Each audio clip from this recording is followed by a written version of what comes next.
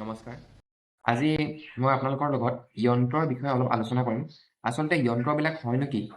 আপোনালোকে নিশ্চয় শুনিছে যে সৰস্বতী যন্ত্ৰ, শত্ৰুনাশ যন্ত্ৰ, লক্ষ্মী যন্ত্ৰ, এনেকৈ বহুতো যন্ত্ৰৰ কথা উল্লেখিত আছে আমাৰ হিন্দু শাস্ত্ৰবিলাকত। চবচে প্ৰথমে যন্ত্ৰবিলাক সঁচাকৈ বহুত বেছি শক্তিশালী হয় আৰু কিছুমান অংক জ্যোতিষতো কিছুমান যন্ত্ৰ ব্যৱহাৰ কৰা হয়। সেই সকলো যন্ত্ৰৰ বিষয়ে আজি আমি কেইটামান যন্ত্ৰৰ বিষয়ে কথা পাতিম, যোনবিলাক যন্ত্ৰ ব্যৱহাৰ কৰিলে আপোনালোকে আপোনাৰ জীৱনত বহুতো সমস্যাৰ পৰা পৰিত্ৰাণ পাব পাৰে। আচলতে যন্ত্ৰবিলাক হয় কি?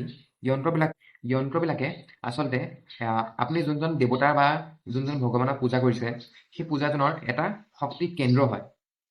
তাক ইমান ধুনীয়াকৈ তাক ডিজাইন কৰি বনোৱা হৈছে যাতে সেই ভগৱানজনৰ যোনখিনি শক্তি আছে, সেই শক্তিখিনি নিজৰ ফালে আকৰ্ষণ কৰিব পাৰে আৰু আকৰ্ষণ কৰিবলৈ আপোনাৰ জীৱনত তাৰ সুফলখিনি দিব পাৰে।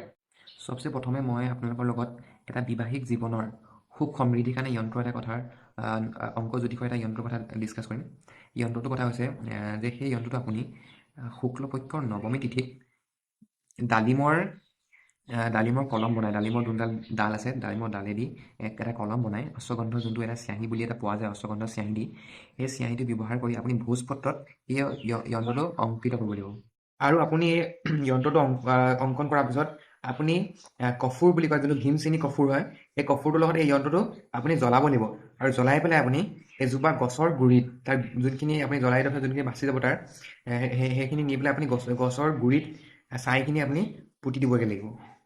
ইয়াৰ পিছত আমি পাতিম কুবেৰ যন্ত্ৰৰ কথা। কুবেৰ যন্ত্ৰটো আচলতে আপুনি এইটো কিনিবলৈ পোৱা যায়, আপুনি যোনটো কপাৰ প্লেটত থাকে কুবেৰ যন্ত্ৰ কপাৰ। এই কুবেৰ যন্ত্ৰটো আচলতে আমাৰ জীৱনত ধন টকা পইচাৰ বৃদ্ধি কৰিবলৈ আমাক সহায় কৰে। আৰু যদি কুবেৰৰ যদি আমি উপাসনা কৰোঁ আৰু তেওঁক যদি আমি আশীৰ্বাদ দিছোঁ, মা লক্ষ্মীয়ে আমাক এনেও বহুত বেছি ধন টকা পইচাৰ আশীৰ্বাদ দিয়ে। যিহেতু মা লক্ষ্মীয়ে ধনৰ আশীৰ্বাদ দিয়ে আৰু সেই ধনৰ ৰক্ষা কৰে কুবেৰে। আৰু কুবেৰক যদি আমি সন্তুষ্ট কৰিব পাৰোঁ, তেতিয়াহ'লে আমাৰ জীৱনত ধন টকা পইচাৰ কেতিয়াও কমি নহয়। এই কুবেৰ যন্ত্ৰটো আনি পেলাই আপুনি আপোনাৰ ব্যৱসায় স্থানত স্থাপন কৰিব পাৰে, নহ'লে বা আপোনাৰ পূজা ঘৰত স্থাপন কৰিব কোনোবা এটা শুভ দিনত, শুক্লপক্ষৰ কোনোবা শুভ তিথিত আপুনি এই কুবেৰ যন্ত্ৰটো স্থাপন কৰিব পাৰে। আৰু ধৰি লওক শুকুৰবাৰ দিনাখনতো আপুনি যদি ভাল লক্ষীৰ নক্ষত্ৰসকলতো আপুনি যদি স্থাপন কৰিব পাৰে, তেতিয়া আপোনালোকক কুবেৰে ধন টকা পইচাৰ অজস্ৰখিনি ভৰি তুলিব। আৰু এই কুবেৰ যন্ত্ৰটো আপুনি স্থাপন কৰাৰ পিছত আপুনি কুবেৰক সন্তুষ্ট কৰিবলৈ এটা আটাইতকৈ দুৰ্লভ মন্ত্ৰ, সেই মন্ত্ৰটো আপুনি যদি ডেইলি জাপ কৰে, তেতিয়াহ'লে আপোনাৰ কুবেৰে ধন টকা পইচা অজস্ৰ ভৰি তুলিব। সেই মন্ত্ৰটো আছে ওম য়ক্ষকে কুবেৰায় বৈষ্ণৱাই ধন ধন্য অধিপতি ধন ধন্য সমৃদ্ধি মে দেহি তৎপা স্বাহা। এই মন্ত্ৰটো যদি আপুনি ডেইলি পাঠ কৰিব পাৰে, তেতিয়া আপোনাৰ কুবেৰে আপোনাক ধন টকা পইচাৰে ভৰি পেলাব।